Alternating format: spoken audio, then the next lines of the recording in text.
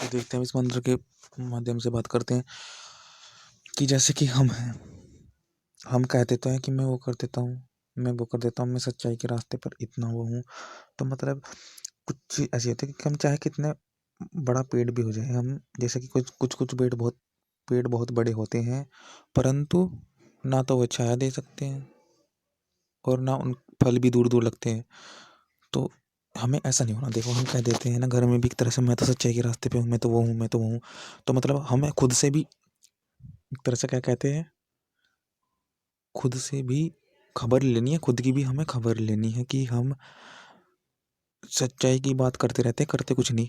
मतलब देखो, हम ही को सुधार सकते हैं। हमारा जैसे कि हम सच्चाई के रास्ते पे चल रहे हैं, हमने कुछ नियम बना रखे हैं कि ऐसा सच्चाई है, ऐसा करना व्यर्थ है, ऐसा करना अच्छा है। तो उसमें भी देखें कि क्या मैं उसी के बारे में सोचता हूँ, इसी पर ध्यान है मेरा, तो फिर मेरा कर्म कैसा हुआ? जब मैं इसी पर ध्यान देता हूँ, नियमों पर ध्यान देने लग गया, तो मेरा कर्म क्या? तो मतलब हमें कर्म करना है, तो परंतु अहंकार भाव, एक तो होता है अहंकार, एक होता है थोड़ा अभिमान, सकल अभिमान कि हाँ मुझे नियमों का पता है। अहंकार अभिमान कि मुझे नियमों का पता है। तो आपका फिर नियमों पर ध्यान दिया, आप अच्छी तरह कार्य थोड़ा ही कर दोगे, 100% आप नहीं कर पाओगे। तो उसके लिए यही है कि आप अपने से अपने को पूछो, अपने से जांच करो। दो हैं हम एक तरह से, एक तो हम जो नियमों में बहुत अच्छा मानते हैं अपने को, मुझे नियम पता, एक वो है कि नियमों को अपने उससे भगा दे कि मैं जो तो नियमों में हूँ, तो फिर तो मेरा सारा ध्यान नियमों में ही गया, मैं तो नियमों में ही के चक्कर काट रहा हूँ, उसके ही गोल गोल चक्कर, उसमें ही लट्टू की तरह घूम रहा हूँ मैं फिर जो जरूरी है वो तो कर नहीं पा रहा हूँ। मैं तो फिर अपनी इतना रूढ़िवादी हो गया हूँ, एक तरह से रूढ़िवादी कह लो, परंतु रूढ़िवादी भी ये नहीं कि मैं अपने ही नियमों में खो रहा हूँ, ये नहीं देख रहा कि जो मैं नियमों से मुझे हट कर के जो रास्ता मिल रहा है, वो रास्ता भी है। वो रास्ता बताता है कि इनकी अपनी तरफ से तुम मेहनत नहीं करना चाहता, तो नियमों को ही मेहनत समझता है, अपनी तरफ से मेहनत नहीं करना चाहता, तो नियमों में ही खुश है, अपनी तरफ से मेहनत तो वो करना नहीं चाह रहा। तो एक तरह से नियमों को ही मेहनत समझ लिया तूने, अपने को अच्छा समझता है कि मुझे नियम को जान रहा हूँ, यही मेरी मेहनत है, नियम को जानना मेहनत तो नहीं। अपनी तरफ से मेहनत करेगा जब भी तो तू कुछ पाएगा। तू सोच रहा है कि नियम को मैंने बरकरार रखा है, नियम को तो तू बरकरार, कितने नियमों को बरकरार रख ले तू, नियमों को बरकरार थोड़ा ही करना है। उन नियमों पर एक तरह से उनसे ज्ञान लेना है कि क्या संसार में सत्य की तरफ परिश्रम करके जाना है।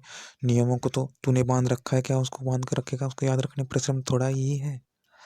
तो एक यही हो गया। अब देखते हैं कि ये भावार्थ में ये है कि हमें पढ़ाना पड़ेगा मंगल आचरण, तो ये है कि नियमों से नहीं, आचरण से करना है कि क्या मैं परिश्रम कर सकता हूँ आचरण से। देखते ये भी है कि जैसे कि अब बात करते हैं थोड़ा जीवन साथी की, कि दूसरा व्यक्ति, हाँ, हम क्यों आकर्षित होते हैं किसी के प्रति? क्योंकि वो हमें कुछ दे सकता है, मतलब हम उसे अपने लिए तो अच्छे समझ रहे हैं, एक तरह से हम उस चीज को अच्छी समझ रहे हैं, उस व्यक्ति को अच्छी समझ रहे हैं कि हाँ ये व्यक्ति अच्छा है। क्योंकि देखो, आपको ऐसा भी जीवन साथी चुने, जैसे कि अनुभव करिए, कीजिए, जैसे कि कोई आपको नियमों से हट के जाना है, तो इसलिए आप दूसरे व्यक्ति को देखते हैं।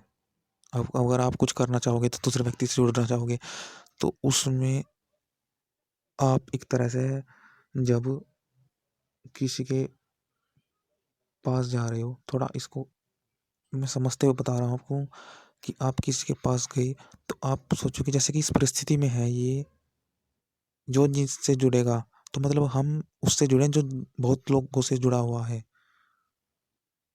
तो हम देखेंगे कि हाँ ये व्यक्ति इस परिस्थिति में है।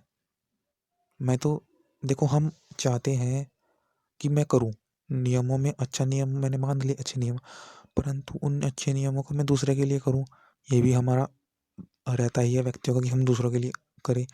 तो दूसरों के लिए करे, तो ये भी देखता है मन कि क्या ये दूसरा व्यक्ति अपने तौर पर तो लापरवाही नहीं कर रहा, ये तो उस परिस्थिति से, कठिनाइयों से निकलने के लिए पूर्ण रूप से मेहनत कर रहा है या नहीं, ये उस कठिनाई से निकल के ही मुझसे जुड़ेगा, ये उससे प्रयास कर रहा है कठिनाई से निकलने का। जैसे मैं इससे जुड़ना चाह रहा हूँ, क्या ये भी कठिनाई से, जैसे मैं कठिनाई को समझता हूँ, जैसे मैं परिस्थिति को समझता हूँ, क्या ये भी इस परिस्थिति को ऐसे ही समझता है? तो हम एक दूसरे से फिर ऐसे ही हमें व्यक्ति चाहिए, ऐसे ही जीवन साथी चाहिए कि जो मैं परिस्थिति को समझता हूँ, क्या ये भी इस परिस्थिति को समझता है? क्या मैं इस परिस्थिति को दुष्ट मानता हूँ, ये भी दुष्ट मानता है, क्या ये लापरवाही करता है? क्या ये भी इतने व्यक्ति से जुड़ता है जैसे कि मैं इससे जुड़ रहा हूँ? तो ये बात होगी। अब तीसरी बात एक और करते हैं, फिर हम विश्राम देंगे कि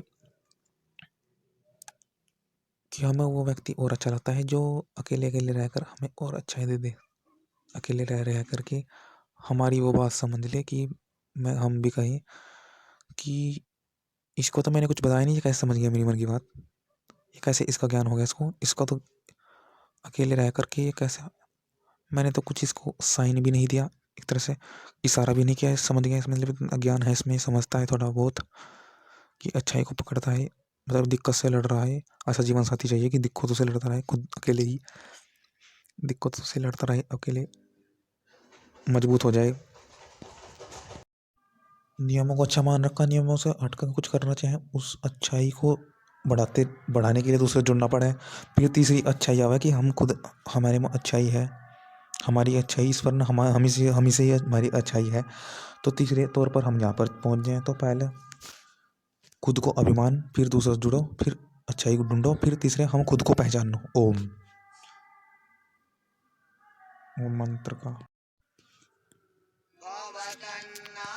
समरसौ सचेतसा वरेपसौ मायज्जगो शिष्टं मायज्जपतिं जातवेदसौ शिवौ भवत